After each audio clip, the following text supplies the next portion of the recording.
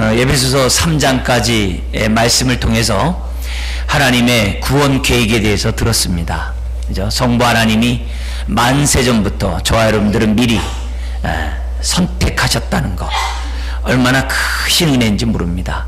근데 하나님이 우리를 이렇게 선택하신 이유는 다른 게 아니라 자녀 삼고, 또 자녀 삼으실 뿐만 아니라 한 가족으로 삼으시고 한 그리스도의 몸으로 세우기 위하여 하나님이 저와 여러분들을 만세전부터 선택하시고 죄악 가운데 있는 우리들을 구속, 속량하셨다라고 말씀했습니다. 우리는 엄청난 위대한 하나님의 우리를 향한 구원의 계획을 우리는 들을 수 있었습니다. 그 은혜에 따라서, 그 구원의 계획에 따라서 하나님 우리들에게 한없는 은혜를 베푸셨어요.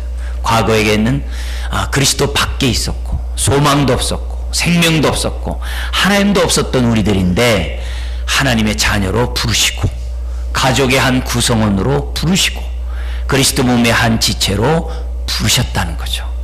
얼마나 하나님의 그 은혜가 담이 없는지 모릅니다.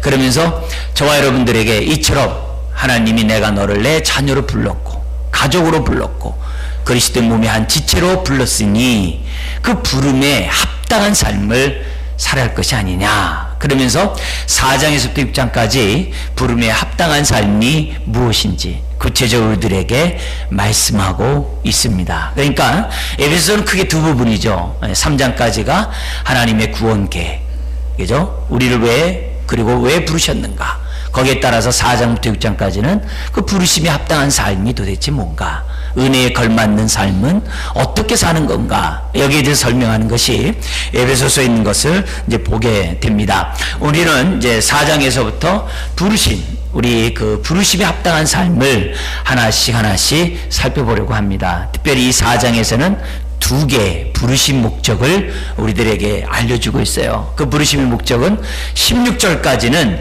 하나 되라. 내가 한 가족으로 부르지 않았느냐, 한 그리스도의 몸으로 한 백성으로 부르지 않았느냐. 그러기 때문에 너희들은 이미 하나가 되었고 한 몸이 되었고 한 지체가 되었으니 하나됨을 힘써 지켜라. 이 얘기를 이제 16절까지 합니다. 그리고 17절에서부터는 거룩하라. 너를 부르신 내가 바로 거룩하지 않냐. 내가 만세전부터 너희를 왜 부르신 줄 아냐, 왜 선택해서 부른 줄 아냐, 나를 닮도록 하기 위함이다.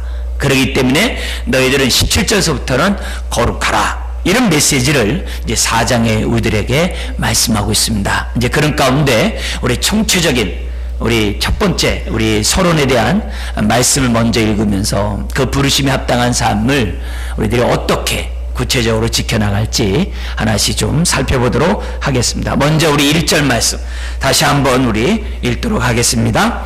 그러므로 주 안에서 갇힌 내가 너희를 권하노니 너희가 부르심을 받은 일에 합당하게 행하여. 여기 보면 1절에 부름에 합당하게 행하라는 이 권면을 4장에 들어오면서, 그러므로 왜 1장까지 3장까지 하나님의 구원 계획과 그 우리에게 베푼 은혜를 들었잖아요. 그러므로 너희가 부름 받았으니 부름에 합당한 삶을 살라라고 말씀하고 있어요. 근데 이 부름에 합당한 삶을 살라고 하면서 4장에 두 가지 얘기했다 그랬죠. 하나됨을 힘써 지켜라, 그리고 거룩하라. 근데 이 하나됨을 힘써 지키고 거룩하라는 얘기가 밑도 끝도 없이 툭 나온 게 아니에요. 이미 앞에서 바울이 설명했던 얘기들이에요. 이미 설명했던 그 말씀을 다시 한번 상기시키면서 이 하나됨과 거룩함에 이르는 삶을 살 것을 권면하고 있는데요. 무엇보다 우리 하나됨은 우리 어디서 우리 봤던 얘기입니까? 이미 앞에서 에베소 1, 2장의 내용이 그거잖아요. 어떻게 되면 우리가 구원받은 저와 여러분들이 우리는 그리스도 안에서 하나가 된 것입니다. 이 얘기를 이미 1, 2장을 통해서 우리에게 말씀했잖아요. 하나님과 원수되었던 우리가 그리스도로 말미암아 우리가 하나님과 하나 되지 않았습니까? 유대인과 이방인이 막힌 담이 있어서 하나 되지 못했는데 주님이 십자가에 죽으심으로 그 막힌 담을 허심으로 하나 되지 않았습니까? 이미 앞에서 했던 그 얘기를 지금 바울은 다시금 설명하고 있어요. 자, 근데 우리가 그런 설명을 하기 전에 먼저 우리가 주목해서 봐야 될 말씀이 있어요. 그것은 뭐냐면 이 부름받음이란 단어를 저는 이 시간에 다시 한번 여러분들에게 강조하고 싶어요. 왜냐하면 부름에 합당한 삶을 살기 위해서는 내가 부름받았다는 확신을 가져야만 하기 때문에 그래요. 부름받은 확신을 갖지 않으면 거기에 걸맞는 삶을 살아갈 수가 없어요. 예, 살 수가 없어요. 우리 과거에 우리 독립운동하던 우리 선조들 모습 보면 보세요. 그들에게 무슨 졸업증이 있습니까? 무슨 자격증이 있습니까? 없어요. 그러나 국가의 독립운동가로 딱 부름받는 순간 그들은 어떻게 돼요? 자기 목숨을 던지거든요. 예. 국가의 독립을 위해 부름받았다는 이 사실이 그 인생을 그렇게 만든 거죠. 예. 오늘 저와 여러분들은 마찬가지입니다. 하나님으로부터 내가 부름받았다라는 이 확신을 가지면 그 부름받은 하나님의 뜻에 따라 저와 여러분들은 살아가게 될 수 있어요. 살아갈 수밖에 없어요. 그래서 1장 17절 이하에 뭐라고 얘기해요? 바울의 첫 번째 기도에서 얘기하잖아요. 하나님, 성도들의 마음의 눈을 밝혀주셔서 세 가지를 알게 해달라고 그랬잖아요. 하나가, 그 중에 첫 번째가 뭐예요? 부르심의 소망이 무엇인지 알게 해주세요. 두 번째는 뭐였죠? 성도 안에 있는 기업의 영광의 풍성함이 어떤지 좀 알게 하시고, 세 번째는 죽은 자를 살리신 그 크신 능력의 크심이 어떠함을 알게 해주십시오. 이게 세 가지를 기도하지 않습니까? 그 가운데 첫 번째가 뭐였어요? 부르심이, 나를 부르신 그 소망이 무엇인지 알게 해달라고 바울은 기도했거든요. 오늘 우리가 부름에 합당한 삶을 살기 위해서는 무엇보다 중요한 것은 다른 게 아니에요. 내가 부름받았다라고 하는 이 확신, 이 확신이 우리 가운데 있을 때 우리는 어떻게 돼요? 거기에 따라 하나됨을 힘써 지킬 수 있고, 거기에 따라 거룩한 삶을 살아갈 수 있다는 거예요. 자, 근데 왜 하나님은 부름에 합당한 삶을 살라고 하면서 왜 거룩이라는 단어를 어떻게 돼요? 하나된 다음에 놨냐 이게. 왜 하나된 다음에 거룩하라고 그러냐. 우리는 흔히 우리들에게 익숙한 단어는 뭐예요? 거룩함이 앞에 오죠. 내가 거룩한 내가 너희를 불렀다. 그렇기 때문에 너희들은 나를 닮아라.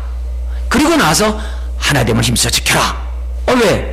거룩한 하나님의 자녀로 부름받았기 때문에 너희들이 하나 되라. 이게 우리가 말하기가 참 쉽습니다. 왜냐하면 이 세상에서는 이 순서가 뒤바뀌어 있거든요. 근데 부름에 합당한 삶을 살라고 하시는 주님은 세상의 생각과 반대로 해놨어요. 먼저 하나됨을 얘기하고, 그리고 거룩함의 일을 하고 말씀하고 있어요. 여러분, 지금 예를 든다고 한다면 지금 우리 장로교단이 많은 교파가 있어요. 장로교단이 많은 장로교회가 많아요. 근데 이 장로교회가 나누게 된 이유가 뭐냐? 서로 자신들이 정통이라고 얘기했다는 거예요. 서로 자신들이 진리 가운데 있다라고 주장했다는 거예요. 그러다 보니까 어떻게 돼요? 하나됨을 파괴하는데 아주 스스럼 없이 행동했다는 거예요. 하나됨을 먼저 생각하지 아니하고 그들은 진리를 먼저 주장을 하고 전통을 먼저, 순수함을, 거룩을 먼저 주장했다는 거예요. 그러다 보니까는 많은 장로교단이 생겨나게 되고 지금 이제 회개하고 다시 뭉쳐지는 그런 가운데 있어요. 근데 이게 교회에만 있느냐? 그렇지 않아요. 세상에도 마찬가지죠. 세상에서도 누가 하나 됩니까? 자기랑 생각이 같은 사람, 자신과 뜻이 같은 사람, 자신과 성향이 같은 사람과 사람들을 하나 되려고 해요. 자신의 생각과 자신의 마음과 자신의 성향과 뜻과 다른 사람은 하나 되지 않으려고 해요. 하나 되지 않는 것에 대해서 전혀 개의치 않습니다. 그래서 남북 갈등이 있고, 동서 갈등이 있고, 노사 갈등이 있고, 사람들 간에 갈등이 있고, 파벌이 있는 거예요. 그래서 세상에서는 뜻이 같은 사람만이 하나 될 수 있다라고 해요. 그게 우리가 사는 세상이에요. 그죠? 우리는 그 가운데서 줄 서야 되고, 그 가운데서 어디 소속돼야 되고, 그래야 거기서 어떻게 돼요? 살 수가 있어요. 그게 세상이에요. 그런 모습으로 이 세상이 다 돌아가요. 그러니까 끊임없이 다툼과 전쟁이, 시기와 질투와 미움이 생겨날 수밖에 없죠. 세상에서 어떻게 하나됨을 이룰 수 있겠어요? 남북 간에도 뭐예요? 이념을 주장하면, 한민족이라는 생각을 하는 게 아니라 이념을 주장하면 통일은 절대 안 돼요. 다 죽어 없어질 때까지도 통일 안 되죠. 노사관계도 마찬가지고 모든 관계가 다 마찬가지예요. 자기의 생각과 자기 마음과 자기 뜻과 자기 이상과 자기 가치를 주장하면 사람들이 어떻게 돼요? 하나 되기 어려워요. 그러나 하나님은 오늘 그런 가치관 속에 살고 있는 저와 여러분들에게 그런 식으로 했다가는 장로교단 나눠지든 나눠지거든요. 그게 아니라 먼저 하나됨을 알고 하나됨을 힘써 지키라고, 그것이 부름받은 첫 번째 목적이라고 먼저 심수저까지 딱 못 바꾸는 거예요. 그리고 나서 거룩함이라는 이 명령을 17절부터 합니다. 자, 근데 여기서 우리들이 조심해야 될 게 있어요. 뭐냐? 하나됨을 강조한 나머지, 그 하나됨의 그 강조한 나머지 다른 사람들을 배척하고 배타적이고 무시하면 그는 하나님이 원하시는 하나됨이 아니라는 거예요. 우리는 그 하나됨이 자신의 뜻, 자신의 생각과 같아서 한 몸을 이루면 다른 모든 걸 다 배척해요. 예를 들면 바리새인과 서기관들이 그랬어요. 그들은 율법대로 살지 않는 사람과 상종 안 했어요. 이방인뿐만 아니라 같은 이스라엘 민족 내에서도 율법 가운데 살지 않는 사람과 상종 안 했어요. 지들끼리만 모였어요. 그 결과 어떻게 돼요? 그들이 추구했던 그 삶은 거룩을 잉태한 게 아니라 회칠한 무덤이 돼요. 무슨 말인지 아시겠죠? 그렇기 때문에 우리가 하나됨을 정말 힘써 지키고 한 몸을 잘 이룬 그 증거가 뭐냐? 내가 마음이 뭐 편안하고 내가 신앙생활이 좋고 내가 행복한, 노, 그게 아닙니다. 우리가 한 몸 된 그 증거는 반드시 뭐로 나타나야 돼요? 17절 이하로 주님을 닮은 모습으로, 거룩한 모습으로 나타내야 한다는 거예요. 하나 되었는데 거룩하지 않는다. 그건 끼리끼리 모인 거죠. 그건 바리새인 집단이죠. 또 하나의 바리새인 집단이죠. 아니면 세상을 사랑하는 사두개인 집단이 되겠죠. 성경으로 말한다면. 여러분, 그런 모습은 하나님이 원하시는 하나가 아니에요. 하나가 아닙니다. 그러므로 부름받은 저와 여러분들이 부름받은 정말 합당한 삶을 살아면 어떻게 되는가? 하나님이 우리에게 주어진 이 교훈의 말씀, 첫 번째로 하나됨을 힘써 지켜라. 두 번째로 그러므로 인하여 주님을 닮는 공동체가 되거라. 그게 부름받은 자들이 가져야 될 안목이라는 것을 잊어서는 안 돼요. 세상의 가치관에 너무 무장된 나머지 교회 안에서조차 거룩하지 않다고 해서 나누고, 나와 생각이 다르다고 해서 나누고, 내 취향이 아니라 해서 나누고, 여러분 그런 신앙으로 생각으로 우리 신앙생활하면 은혜 못 받아요. 은혜 못 받아요. 결국 열심히 하면 할수록 바리새인처럼 돼요. 그런 신앙은 하나님의 기쁨이 되지 못해요. 오늘 하나님이 정말 에베소 4장을 통해서, 우리 특별히 1절을 통해서 너희가 부름받았으니 부름에 합당히 행하라는 이 명령에 우리가 순종하기 이전에 우리 전체적으로 먼저 하나됨, 그 다음에 거룩함에 대한 이 순서를 했다는 사실을 저 여러분들 잊어서는 안 됩니다. 사랑하는 성도 여러분, 우리는 부름받았습니다. 그러면 부르신 그분의 뜻대로 살아야 돼요. 그게 굉장히 중요해요. 나를 부르신 이가 어떤 분이시고, 나를 부르신 분이 어떤 뜻을 갖고 있고, 나를 부르신 분이 왜 나를 우리 교회 가운데서 부르셨는지 생각하면 하나님의 뜻대로 저와 여러분들이 살아갈 수밖에 없고, 그것이 우리의 기쁨이 되는 거죠. 목사는 성도들로 하여금 부르심을 받았다라고 하는 그 확신을 주는 것이 목사예요. 그리고 목회사에게, 그리고 그 부르심에 대한 그 확신 속에 합당하게 살게 하는 것이 목사의 사명입니다. 무슨 사명이에요? 이거는 에베소서만 있는 얘기가 아니에요. 바울 서신만이 아니에요. 성경 전체가 우리에게 가르쳐주고 있는 목자의 사명이에요. 한 예로 데살로니가전서 2장 12절에 보면 바울의 고백이 나와요. 데살로니가 교회를 목회하다가 핍박 때문에 어쩔 수 없어서 이 바울이 에베소 교회를 포기하고 다른 지역으로 남부 쪽으로 내려오게 됩니다. 그래서 그들을 떠난 이 바울에 대해서 모함하던 많은 유대인들이 아주 막 책잡는 거죠. 저 사람은 원래 너희들의 관심 없어. 어느 정도 돈 있는 사람들을 갖다 이렇게 꿰어가지고 그 돈 가지고 도망간 사람에 불과해. 그 사람은 뭔가 캥기는 것이 있어가지고 제대로 생활비도 못 받고 자기 스스로 뭐냐면은 이렇게 알바하면서 텐트 만드는 그런 알바를 하면서 생명을 유지했던 거야. 하면서 바울에서 막 모함을 해요. 왜요? 회당에는 3번밖에 못 갔고 길게 잡아야 2-3달 정도밖에 못 있었거든요. 근데 그들이 복음을 받았지만 그들을 돌볼 사람이 없었어요. 근데 거짓 선생님들이 들어와가지고 막 바울과의 관계 이간질 시키는 거예요. 근데 그들을 향해서 바울이 데살로니가 전서를 써요. 그래서 뭐라고 했냐? 내가 모든 권리가 있음에도 불구하고 다 포기하고 양보하고 내가 아비로서 유모로서 내 인생을 다 정말 허비하고 목숨까지도 너희에게 허비한 이유가 뭔지 아느냐? 다른 게 아니라 너희들이 하나님으로부터 부름받았다는 사실과 부름에 합당한 삶을 살도록 하기 위해서 내가 부름받았기 때문에 내가 이 모든 것을 희생했노라고 바울은 데살로니가서 2장 12절에 얘기해요. 그럼 이렇게 하는 거죠. 이는 너희를 부르사 자기 나라와 영광에 이르게 하시는 하나님께 합당히 행하게 하려 함이라. 데살로니가 교회뿐만이 아닙니다. 골로새 교회를 향해서도 그 성도를 위해서 하는 기도가 그거예요. 부르심에 합당한 삶이 뭔지 아느냐?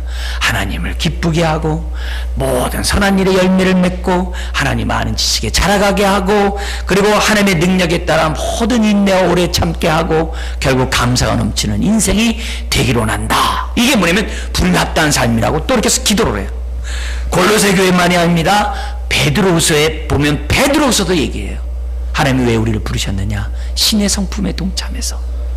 그래서 믿음의 덕의 지식의 절제를 계속 공급함으로 자라가게 해서 결국은 하나님 나라에 당당하게 넉넉히 기쁨으로 들어가도록 만들기 위해서 하나님이 당신네들을 부르셨습니다 하면서 부름에 합당한 삶을 살면 당신네들은 하늘나라에 당당히 입성하게 되고 넉넉히 들어가게 될 것입니다. 이 베드로 사도 또한 얘기를 해요.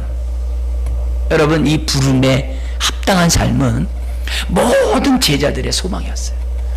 그래서 바울도 뒤의 것을 잊어버리고 앞에 표대를 바라보면서 부름의 상을 위하여 달려가노라 바울이 그러거든요. 네? 여러분, 부름받음에 확신이 있을 때 걸맞는 삶을 살아요. 그래서 항상 여러분들은 어떻게 돼요? 나는 하나님 또 부름받았다는 사실을 잊어서는 안 돼요. 히브리 기자도 히브리 청중들에게 똑같이 얘기하죠. 히브리서 청중들에게 우리는 하늘의 부르심을 받은, 함께 부르심을 받은 형제들이다. 그러므로 우리 예수님이 대제사장이며 사도이신 예수님을 깊이 생각하라. 그래서 깊이 생각하라는 그 말 앞에 부르심을 받았다는 얘기를 하고 있다는 거죠. 다시 한번 이 시간에 질문합니다. 여러분은 부르심에 대한 확신이 있으십니까? 확신이 있는 사람이 걸맞는 삶을 삽니다. 무엇보다 에베소서는 우리에게 뭐예요? 하나님의 자녀로 부름받았어요. 하나님의 가족으로 부름받았어요. 그리스도 몸의 한 지체로 부름받았어요. 하나님의 나라 시민이 되도록 부르셨어요. 그렇다면 저와 여러분들은 그 부르심에 따라 부르심에 합당한 삶을 저와 여러분들이 살아야 될 줄 믿습니다. 요한복음 10장 3절에 보면 우리 예수님이 각각 저와 여러분들의 이름을 부르셨기 때문에 저와 여러분들이 이 자리에 나올 수 있다라고 말씀하셨어요. 그러니까 이 자리에 있다는 게 부르심 없이는 안 되죠. 그러니 얼마나 감사합니까? 자, 그러면 부름받은 저와 여러분들이 어떻게 되는가? 우리 2절, 3절 말씀 함께 읽겠습니다. 모든 겸손과 온유로 하고 오래 참음으로 사랑 가운데서 서로 용납하고 평안에 매는 줄로 성령이 하나 되게 하신 것을 뭐하라고요? 힘써 지키라. 이 힘써 지키라는 이 단어가 그 앞에 뭐가 있냐면요, 계속해서 지속적으로 힘써 지키라 그래요. 이 지키라는 얘기는 보존, 유지하라인 거예요. 그러면 힘써 보존하고 유지하려면 뭐가 돼 있는 거예요? 하나 되면 힘써 보존하고 유지하려면 뭐가 돼야 돼요? 먼저 저와 여러분들이 한 몸이라는 의식을 가져야 하는 거죠. 저와 여러분들이 부름받았다는 확신이 있는 사람은 함께 예배드리는 우리 지체가 한 몸이라는 의식이 있어요. 예배를 드리면서 한 지체 의식 없이 예배 드리면 예배의 은혜가 반감돼요. 은혜를 받지 못해요. 우리가 예배 드리기 전에 기도하잖아요. 하나님, 오늘 우리가 예배 드리게 하시니 감사합니다. 오늘도 하나님의 긍휼을 더딛게 하시고 오늘 예배 드리는 우리 지체 모두가 하나됨을 정말 경험하는 복된 예배가 되게 해 주옵소서. 여러분 교회 올 때면 그런 기도 하잖아요. 예? 그래서 예배를 드리면서 우리가 한 성령 안에서 한 아버지 앞에 한 예수 그리스도의 이름으로 우리가 예배 드리는 이 자리가 얼마나 귀한 자리입니까? 그런 의미에서 우리가 정말 부름받았다고 한다면은 한 몸의식, 한 지체의식에 대해서 강한 확신이 있어야 돼요. 그러니까 우리들이 이런 한 몸 한 지체의식이 있을 때 저와 여러분들이 뭐예요? 계속해서 힘써 하나됨을 보존, 지켜나갈 수 있다는 것을 우리들에게 가르쳐주고 있어요. 예? 여러분, 한 지체의식, 그건 은혜를 받은 자가 가질 수 있는 의식이에요. 한 가족 의식, 은혜를 받은 자가 가질 수 있는 의식이에요. 우리가 뭐 배워서 되는 게 아니라 부름받았다고 하는 하나님의 은혜를 저와 여러분들이 체험하게 되면, 아, 나랑 하나님을 동일하게 아버지로 부르는 자가 한 자녀이구나. 나랑 동일하게 예수를 나의 주라고 고백하는 자가 한 그리스도의 몸이구나. 이미 4절부터 6절에도 얘기하잖아요. 몸이 하나요, 성령도 하나요, 주도 하나요, 믿음도 하나요, 세례도 하나요, 하나님도 한 분이시니. 그러니 우리가 하나님 앞에서 부름에 합당한 삶을 제대로 살려면 저나 여러분들은 한 몸이라는 생각을 가져야 돼요. 누가 뭐래도 한 지체의식을 가져야 돼요. 세상의 가치관처럼 또 거룩을 내세우면 안 돼요. 세상의 가치관은 뭐라고요? 저 사람은 나랑 생각이 달라, 내 마음과 달라, 내 성향과 달라, 내 취향과 달라, 내 기분과 달라. 그러면 딱 거절하는 게 세상이죠. 그게 아니라 구원받고 함께 예배를 하면 한 하나님을 아버지로 모시고 있는 한 가족이라는 이 생각을 저 여러분들이 가질 때 첫 번째 부름에 합당한 삶을 살아갈 수 있어요. 그게 뭡니까? 하나됨을 힘써 지켜나간다는 것을 우리들에게 가르쳐줘요. 가르쳐줍니다. 여러분, 한 몸의식이 있을 때 우리는 건강한 교회를 세워갈 수 있어요. 건강한 가정을 세워갈 수 있어요. 또 우리 자신이 건강할 수가 있어요. 고린도 교회에 대해서는 누누이 귀에 딱지가 들도록 아마 설교 많이 들으셨을 거예요. 고린도 교회가 많은 은사가 있어요. 많은 지혜가 있었어요. 예. 정말 그들은 많은 은사와 지혜들을 다 받았어요. 그런데 교회가 하나 되지 못했어요. 예. 이미 하나가 된 그들이지만, 한 몸이지만 하나됨을 유지할 수가 없었어요. 교회 안에서 자기 은사가 더 귀하다고 하면서, 내가 더 교회에서 귀히 쓰임받는다고 하면서 그러지 못한 사람 막 배척했어요.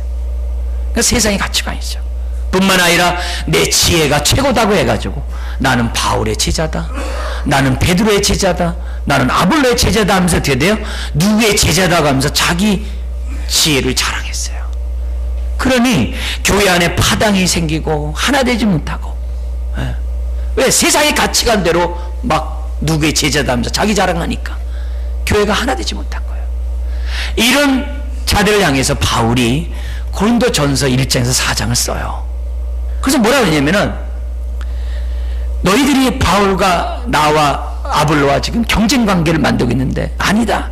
이미 바울과 아볼로는 한 가족이다. 그리고 우리는 한 하나님의 백성이고 일뿐이다. 나는 심었고 아볼로는 물을 주었던 것에 불과하다. 그러나 오직 자라나게 하신 분은 우리 아버지 한 분뿐이다. 그걸 왜 모르냐, 그런 얘기예요. 그래서 뭐라고 얘기하냐면은, 훗날 불로써 너희들의 삶을, 너희들의 공력을 다 심판할 거다.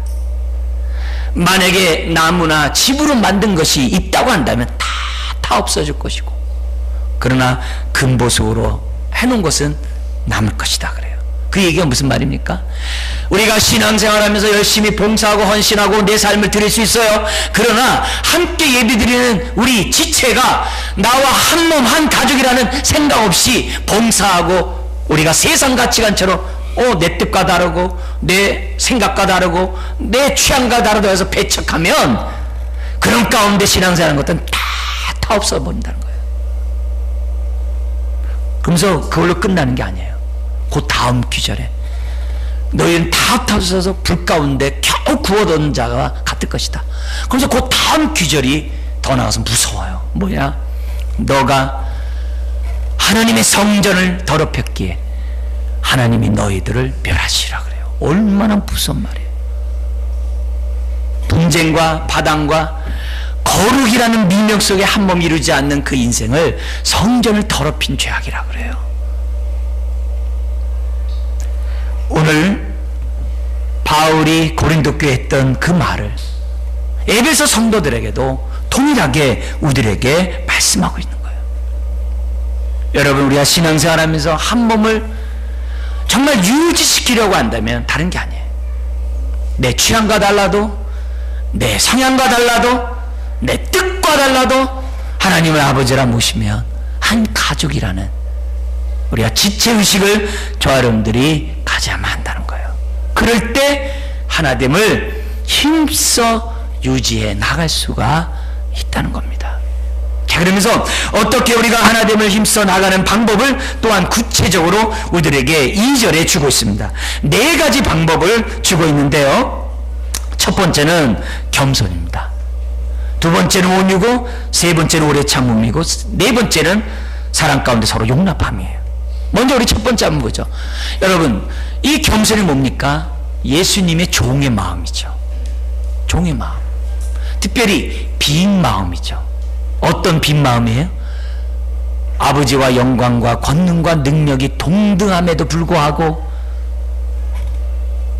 동등될 것으로 여기지 아니하시고 자기를 비우신 그 주님의 마음, 바로 그 종의 마음이 겸손이죠.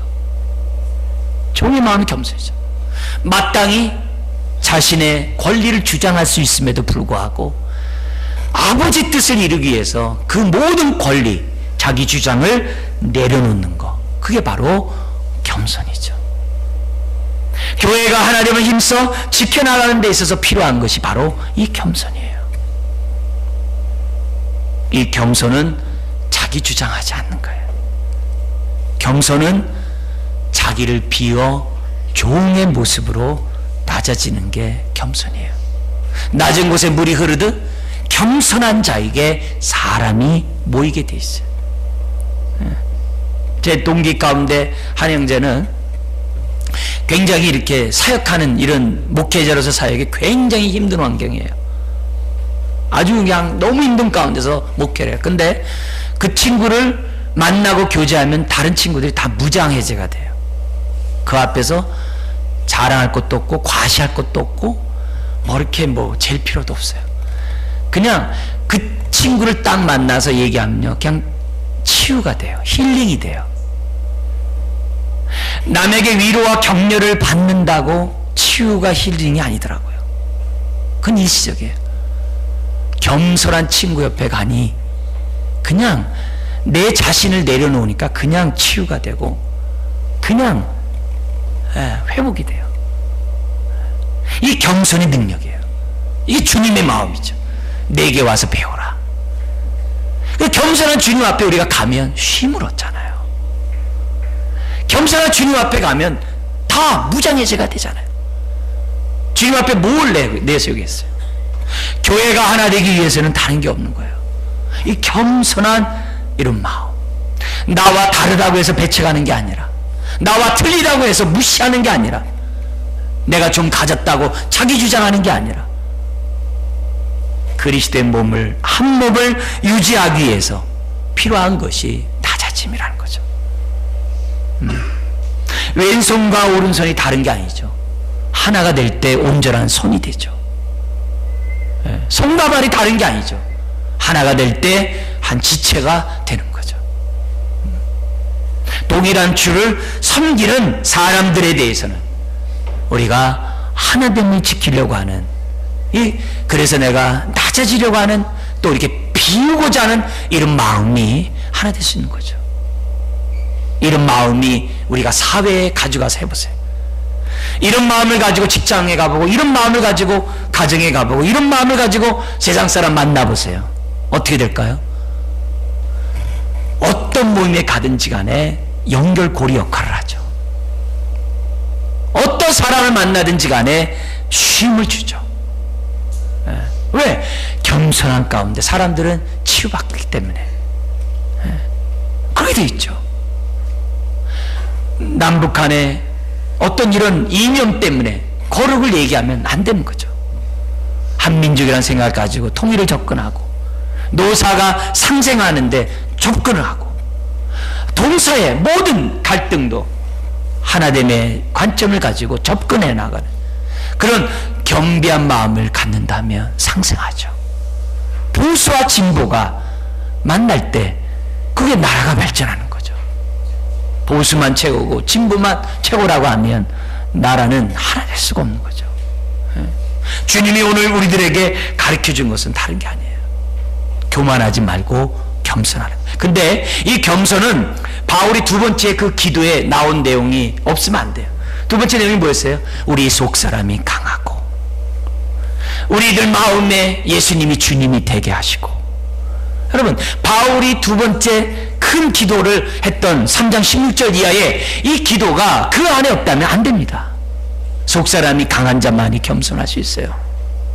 속사람이 강한 자만이 낮아질 수 있어요.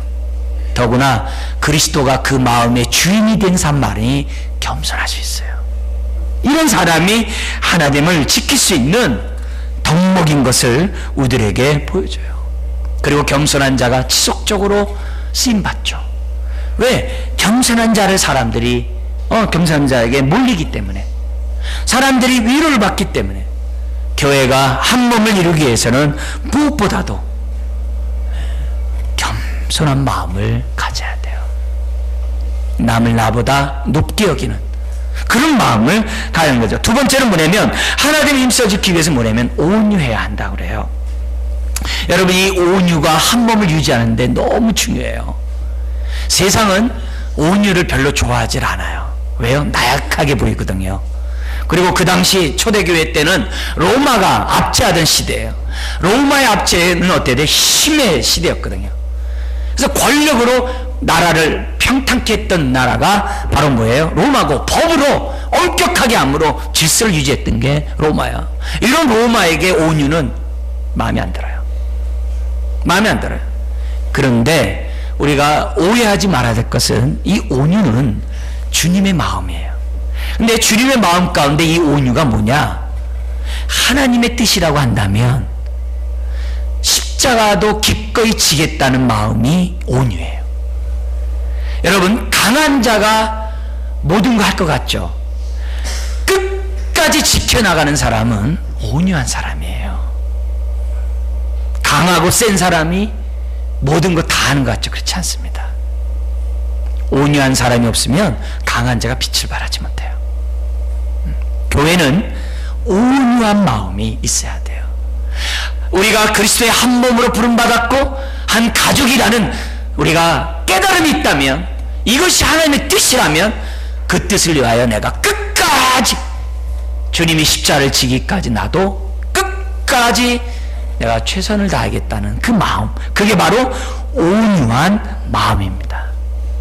하나님의 뜻이라고 한다면 끝까지 이루겠다고 하는 그 성품, 그게 바로 온유예요. 어떤 상황에서도 한 몸을 지키겠다고 하는 그 마음입니다. 이 마음은 내 마음을 내려놓고 먼저 하나님의 나라와 그 일을 구하는 마음이에요. 내가 지금 손해볼 수 있죠. 내가 좀 희생할 수 있죠. 내가 지금 여러 가지로 내가 모든 면에서 불만족할 수 있죠. 그렇지만 연약한 지체를 세우려고 하는, 연약한 지체를 붙잡으려고 하는 그 마음이 바로 온유한 마음이에요. 그래서 우리 주님이 말합니다. 나는 마음이 온유하고 겸손하니 내게 와서 배워라. 교회의 하나됨을 힘써 지켜나가는 데 있어서 필요한 것이 온유예요. 근데 이 온유는 사람들에게 나타날 때는 친절로 나타나요. 친절로 나타나요.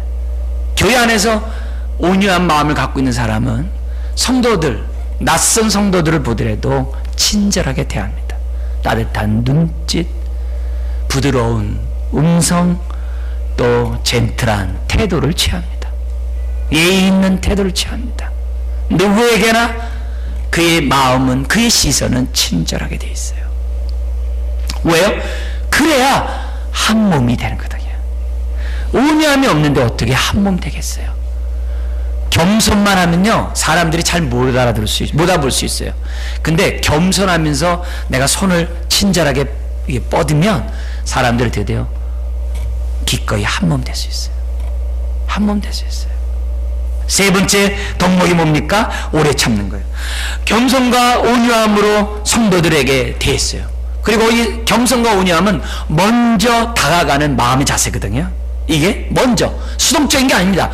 능동적으로 속사람이 강건한 사람이 할 수 있는 성품이에요. 근데 내가 이렇게 먼저 다가가고 겸손과 온유로 친절로 대하고 막 했는데도 돌아오는 게 아무것도 없어. 그리고 세상의 가치관을 볼 때 에이, 저 사람과 상종 못할 사람이야. 에이, 저 사람과 에이, 나는 책임지지 않겠어. 저 사람 그럴 가치가 없어. 저 사람 아무 유익이 안 돼. 아무 도움이 안 돼. 에이, 잘라버려야지. 그렇게 세상 가치관 가지고 훅 생각이 들 수 있어요. 바로 그때 교회 하나됨을 지키는데 세 번째 덕목이 필요한 거예요. 그게 뭐예요? 오래 참는 거죠. 내가 겸손과 온유를 했음에도 불구하고, 내가 100번 양보를 했음에도 불구하고 나에게 피해를 주고 아픔을 주고 고통을 준다 할지라도 우리 하나님이 하나됨을 지키라는 거예요. 어떻게 해요? 오래 참음으로. 우리가 섬기다 보면은 더 이상 못 참겠다고 할 때가 많아요. 더 이상 손해보지 않겠다라고 할 때가 많아요. 그것이 오히려 그걸 감당하면 내가 더 성숙해지는데, 더 온전해지는데, 더 주님을 닮아가는데, 그건 모르고 그냥 짧은 안목으로 오래 참음을 포기합니다. 그래서 남들이 실수하고 잘못하고 피해를 끼친 것에 대해서 아주 냉정하게 잘라버려요. 때로는 가르치려 들죠. 이런 모습으로는 하나가 되지 않습니다. 사람들은 열악한 환경에 대해서는 그래도 좀 참아요. 좀 돈이 없고 몸이 병들고 여러 가지 좀 이렇게 좀 이런 것들은 환경적인 건 그래도 좀 이렇게 참습니다. 근데 사람에게 대해서는 안 참아요.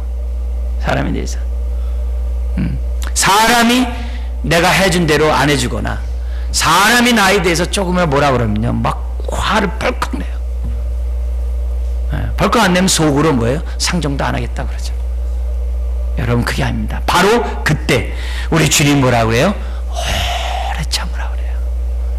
왜요? 그래야 내가 정문같이 나올 수 있거든요. 그 순간을 내가 넘겨야 되거든요. 그게 나의 한계라면 그걸 뛰어넘을 때 내가 더 온전한 자가 될 수 있거든요. 성경은 그냥 참으라 하지 않아요. 오래 참으라 그래요. 왜요? 우리 하나님이 우리에 대해서 오래 참으셨기 때문에 그래요. 하나님이 우리를 향해 오래 참지 않으면 이 자리에 나올 자 없어요. 네 번째가 뭡니까? 사람 가운데 서로 용납하래요. 이건 뭐냐면 오래 참는다 보면 수동적이 돼요. 오래 참다 보면 이렇게 사람이 이렇게 웅크려요. 그게 아니라 적극적으로 손을 펴라는 거예요. 사랑으로 서로 용납 뭐예요? 있는 그대로 받아 그 말이에요. 부모가 갓난아기를 있는 그대로 다 받잖아요. 애가 똥 싸고 뭐 한다고 막 뭐라 그럽니까? 으이구 쌌어 이러면서 굉장히 좋아하잖아요. 물론 오래 하면 힘들겠지만 어쨌든 막 이뻐하다 좋아하잖아요. 애가 뭐라면 그냥 막 받잖아요. 바로 그 용납이에요. 잘못했다고 용납 안 하고 뭘 못했다고 뭐라고 책망, 그게 아니라 사랑 가운데 용납하라. 왜요? 주님이 나를 용납했기에, 주님이 나를 받으셨기에 나도 적극 적극적으로 받으라는 거예요. 그럴 때 우리는 하나됨을 힘써 지킬 수 있다는 거죠. 근데 감사하게도 이런 겸손과 온유와 오래 참음과 서로 용납이 내 스스로 하는 게 아니라 지금 얘기가 뭐예요? 3절에 말씀이 있기 때문에 할 수 있는 거예요. 3절 같이 한번 읽겠습니다. 평안에 매는 줄로 성령이 하나 되게 하신 것을 힘써 지켜라. 이 공동번역이 이렇게 돼 있어요. 성령이 어떻게 돼요? 평안의 줄로 여러분들을 하나 되게 하지 않았습니까? 그 하나 되게 한 것을 보존하도록 노력하십시오. 이렇게 번역을 했어요. 그러니까 이미 우리가 하나 되려면 어떻게 돼요? 하나 될 수 있도록 성령님 이미 꽉 평안에 매는 줄로 묶어놨다는 거예요. 그러니까 이미 한 번을 꽉 묶여놨기 때문에 딴 생각하지 말라 이거예요. 엘리베이터 처음 탈 때 어떻게 돼요? 저 안에는 좀 공간이 있는데 문 앞에는 막 꽉 차 있잖아요. 근데 좀 올라가다 보면 어떻게 돼요? 저 높이 올라가면 돼요? 다들 좀씩 양보해가지고 이렇게 편안하게 올라가잖아요. 에? 내가 여기서 뭐야? 싫다고 해야지 나 도중에 내리겠다 이런 사람은 잘 없잖아요. 끝까지 목적지까지 올라가잖아요. 교회 안에서 성령이 우리를 평안에 매는 줄로 꽉 묶어 놓으셨어요. 왜? 십자가가 그거니까. 그렇다면은 받은 바 은혜를 생각하고 오늘 우리 네 가지 덕목 속에서 하나됨을 힘써 지켜나가는 저 여러분 되시기를 주님 축원드립니다. 기도하겠습니다. 하나님 아버지, 오늘 하나님과 하나 되게 하시고 우리가 이웃들을 하나 되게 하시니 감사합니다. 하나된 우리를 자녀 삼으시고 그리스도의 몸이 되게 하시니 더욱 감사합니다. 이런 은혜를 받았사오니 하나됨을 힘써 지켜나가는 자녀들 되게 하여 주옵소서. 감사하며 예수님의 이름으로 기도드리옵나이다. 아멘. 찬송가 540